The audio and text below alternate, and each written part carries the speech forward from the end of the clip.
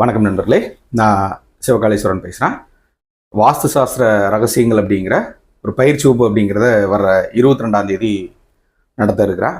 அந்த பயிற்சி வகுப்பில் என்னென்ன பாடத்திட்டங்கள் இருக்குது அப்படிங்கிறத பற்றி இந்த வீடியோவில் நம்ம பார்க்கலாம். ஒவ்வொரு தனி மனிதருக்கும் இன்றியமையாதது அப்படின்னு பார்த்திங்கன்னா உணவு, உடை, இருப்பிடம், இந்த மூணை சொல்லலாம். இந்த வாஸ்து சாஸ்திரம் அப்படிங்கிறது பார்த்திங்கன்னா இந்த இருப்பிடம் அப்படின்னு வருது இல்லையா, இந்த இருப்பிடத்தை பற்றியான ஒரு சாஸ்திரம் தான். எங்கே வேணாலும் வீடு கட்ட ஆரம்பிச்சிட்டாங்க. உதாரணமாக இப்போ குளத்தில் பார்த்திங்கன்னா குளத்தவே நிரவி வீடு கட்ட ஆரம்பிச்சிட்டாங்க. மலைகளில் பார்த்திங்கன்னா மக்கள் வீடு கட்ட ஆரம்பிச்சிட்டாங்க. இந்த மாதிரி இருக்குது. அப்போது நம்ம ஒரு வசிக்கும் இடம் அப்படிங்கிறது பார்த்திங்கன்னா இது எப்படி இருக்கணும், எப்படி இருந்தால் நம்ம வாழ்க்கையில் பார்த்திங்கன்னா முன்னேற்றம் அடையலாம் அப்படிங்கிறத பற்றியான ஒரு சாஸ்திரம் தான் இந்த வாஸ்து சாஸ்திரம். ரொம்ப காலத்திலிருந்தே இந்த வாஸ்து சாஸ்திரம் அப்படிங்கிறத பயன்படுத்தியிருக்காங்க.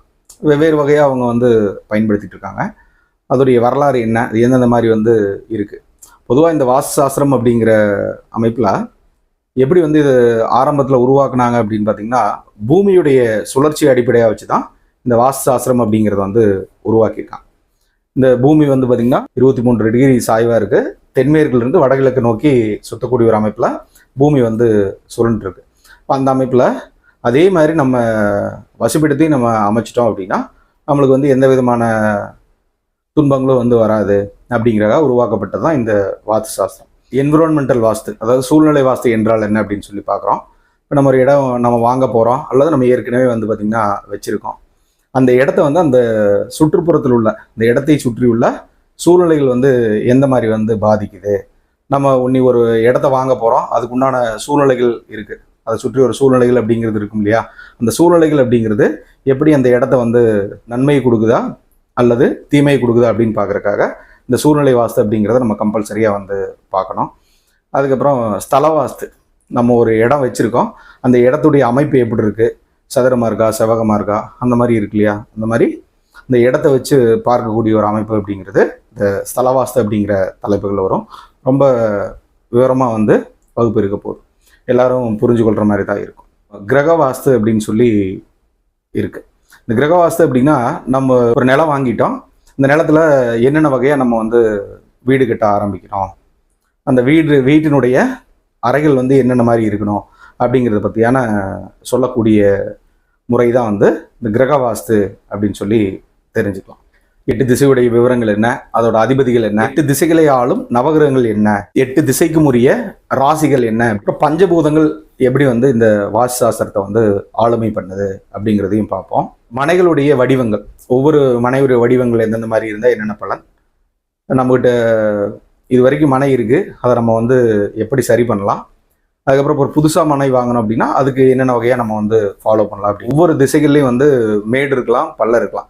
இப்போ இந்த திசைகளில் மேடு இருந்தால் என்ன பலன், இந்த திசையில் பள்ளம் இருந்தால் என்ன பலன் அப்படிங்கிறத பற்றி ரொம்ப டீட்டெயில்டாக வகுப்பு இருக்க போகும். இந்த தெருக்கூத்து எங்கே வந்தால் நன்மையான பலன் கொடுக்கும், எங்கே வந்தால் தீமையான பலன் கொடுக்கும், எங்கெங்கே இருக்கலாம், எங்கெங்கே இருக்கக்கூடாது அப்படிங்கிறத பற்றியான விவரம் அப்படிங்கிறது இந்த தலைப்பில் இடம்பெறும். எந்த மாதிரியான மனை அப்படிங்கிறது சிறந்தது அப்படிங்கிறத பற்றி ஒரு கான்செப்ட் நம்ம பார்ப்போம். இடம் வாஸ்து குறைபாடோடு இருக்குது, அந்த வாஸ்து குறைபாடுடைய இடத்த எப்படி சரி பண்ணுறது அப்படிங்கிற மாதிரியான விளக்கங்கள் அப்படிங்கிறது இந்த தலைப்புகளில் இடம்பெறும். நம்ம புதுசாக வாங்கும்போது அதில் என்னென்ன வகையாக நம்ம பார்க்கணும் அப்படிங்கிற விளக்கங்கள் அப்படிங்கிறதும் இந்த தலைப்பில் இடம்பெறும். வீடு கட்டுறதுக்கு நம்ம ஆரம்பிக்கிறதுக்கு முன்னாடி செய்யக்கூடிய பூஜை முறைகள், வாஸ்து பூஜைன்னு சொல்லுவோம் இல்லையா, பூமி பூஜை, வாஸ்து பூஜைன்னு சொல்லுவோம். அந்த மாதிரி அதை எப்படிலாம் பண்ணணும், என்னென்ன தன்மையில் பண்ணணும், அதோடைய செயல்பாடு என்ன அப்படிங்கிற மாதிரி இதில் பார்ப்போம். வீடு கட்டுறதுக்கு முயற்சி பண்ணுறவங்க அல்லது வீடு வாங்குறதுக்கு முயற்சி பண்ணுறவங்க இந்த வாஸ்து பகவான் முடிக்கக்கூடிய நாட்கள்னு சொல்கிறோம் இல்லையா, அந்த நாட்களில் நம்ம என்னென்னலாம் பண்ணலாம், நம்ம இடம் வாங்குறதுக்கு உண்டான அமையக்கூடிய சில தாந்திரிகமான வழிமுறைகள் அப்படிங்கிறத நம்ம பயன்படுத்தலாம். அது சில வழிமுறைகள் அப்படிங்கிறதுக்கு ஒரு வீட்டினுடைய தலைவாசல் எப்படி அமையணும், அதுக்குண்டான சாஸ்திரங்கள் என்ன சொல்லியிருக்கு அப்படிங்கிற மாதிரி இதில் இடம்பெறும். ஜன்னல் அமைக்கக்கூடிய வழிமுறைகள் என்ன அப்படிங்கிறதும் இந்த தலைப்புகளில் இடம்பெறும். சமையலறை எப்படி வைக்கணும், அங்கே பொருள்கள்லாம் எப்படியெல்லாம் வைக்கணும் அப்படிங்கிறத பற்றியான சில குறிப்புகள் அப்படிங்கிறது இதில் வரும். ரொம்ப டீட்டெயில்டாக இருக்க போகுது.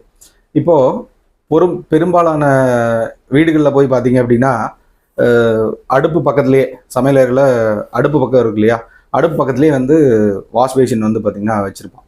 அங்கேயே பாத்திரங்கள் வரக்கூடிய தன்மை அப்படிங்கிறது வந்து பார்த்திங்கன்னா இருக்கும். இப்போ இந்த மாதிரி இருந்துச்சு அப்படின்னா அந்த வீட்டில் வந்து செல்வம் அப்படிங்கிறது வந்து தங்காது. இப்போ அது தனியாக வைக்கணும்.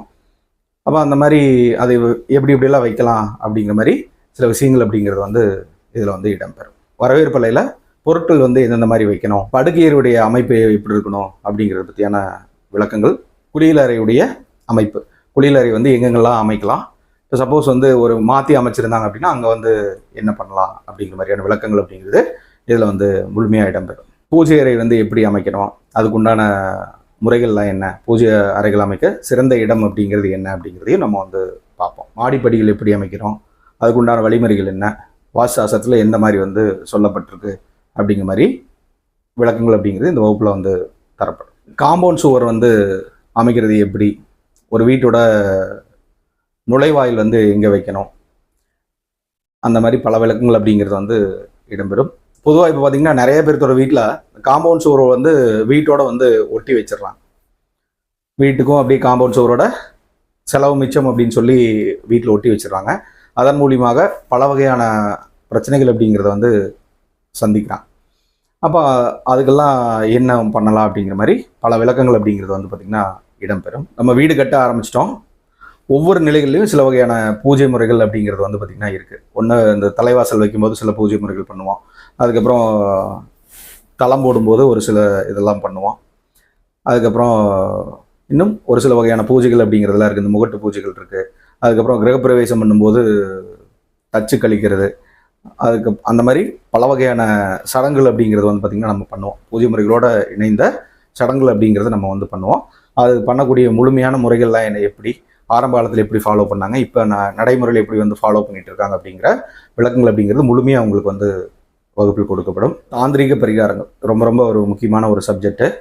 இந்த தாந்திரிக பரிகாரங்கள் அப்படிங்கிறது வந்து பார்த்திங்கன்னா ஒரு வீடு வந்து பாதிக்கப்பட்டிருந்துச்சு அப்படின்னா அதுக்கு என்னென்ன வகையான தாந்திரிக பரிகாரங்கள் அப்படிங்கிறத பண்ணலாம் அப்படிங்கிற விளக்கங்கள் அப்படிங்கிறது இந்த தலைப்பில் வந்து பார்த்திங்கன்னா இடம்பெறும். வாஸ்து பாதிக்கப்பட்ட வீட்டில் குடியிருக்கிறவங்க வந்து எந்த கோயிலுக்கு வந்தால் பார்த்திங்கன்னா அதுக்கு ஒரு தீர்வு கிடைக்கும் அப்படிங்கிற ஒரு விளக்கங்களும் இந்த பகுதியில் வந்து இடம்பெறும். வாஸ்து சாஸ்திரப்படி நம்ம வீட்டில் வளர்க்கக்கூடிய தாவரங்கள்லாம் என்ன, நம்மளுடைய வளர்ச்சிக்கு வந்து வளர்க்கக்கூடிய தாவரங்கள் என்ன அப்படிங்கிற பகுதியில் வந்து இடம்பெறும். என்னென்ன இயந்திரங்கள் வந்து பார்த்திங்கன்னா எங்கெங்கே வச்சு பூஜை பண்ணலாம் அப்படிங்கிற மாதிரி விளக்கங்கள் அப்படிங்கிறதும் இந்த பகுதிகளில் வந்து பார்த்திங்கன்னா இடம்பெறும். இன்னும் ஒரு வீட்டை வந்து சக்தியூட்ட என்னென்ன வகையான பொருட்கள் அப்படிங்கிறத நம்ம வந்து பயன்படுத்தலாம் அப்படிங்கிற விளக்கங்களும் இந்த தலைப்புகளில் வந்து பார்த்திங்கன்னா இடம்பெறும். இன்னும் இதுவரைக்கும் நீங்கள் கேள்விப்படாத பல விஷயங்கள் அப்படிங்கிறது இந்த வகுப்பில் வந்து கொடுக்கப்படும். நன்றி, வணக்கம்.